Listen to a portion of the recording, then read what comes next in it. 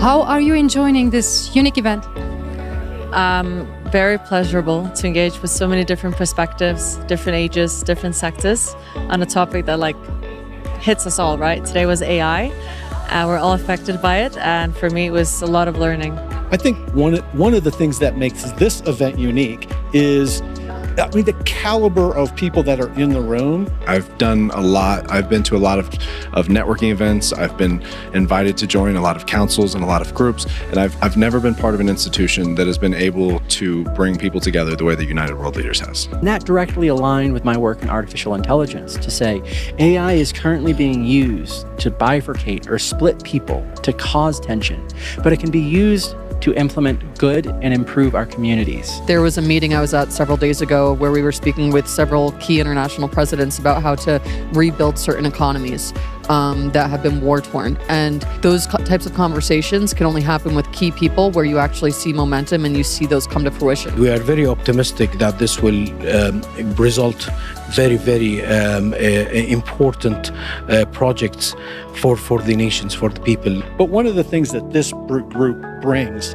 is a gravitas. They've committed to making themselves better in their business environment, in their financial relationships. Because a lot of people love to sit in a smoky bar or whatever and talk about it in theory. There are very few people who can actually make that happen. It does take a huge team, and it does take a lot of collaboration and trust. We are all about advancing digital transformation for countries and ecosystems around the world, and what greater event and organization to align ourselves with. There's a nice mix of younger people and experienced people here, and I think that it's important to make sure that younger people can see that they have a way into becoming future leaders of the world. The world needs institutions that bring different people together to discuss from different angles how to tackle many issues, many problems. With your experience of being a Prime Minister of Montenegro, please, can you share what does it mean for you to be a leader? Well, it is a big responsibility, first of all. I think being in the unique position to hold public office, to lead your country, basically make decisions that affect every man's lives, the families, the households, it's a big burden. But I think as long as you do that while keeping in mind right values, whatever decision you're going to take, I think eventually it will bring about some good outcome. If there was something that you would tell all the people all over the world, what would you say to them?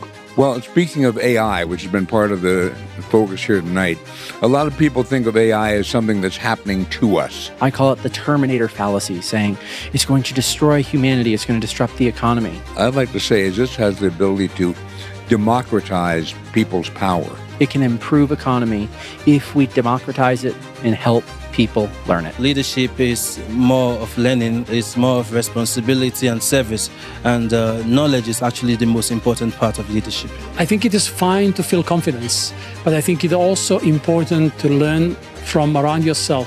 This is our planet. This is our humanity. I don't know if we get another shot. I want a world that's peaceful, that's stable, where all human rights are protected and we can live in a very safe, happy world. It's super important to unite between academics, politics, NGOs, companies.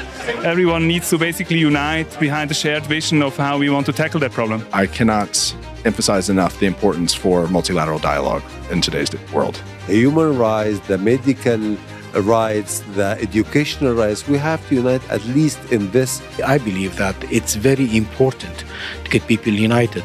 And when we sit together, the differences will go, away. We have an obligation to pull up another generation behind us, and all the people that we interact with, the people that we work with, they need to feel some of that love too.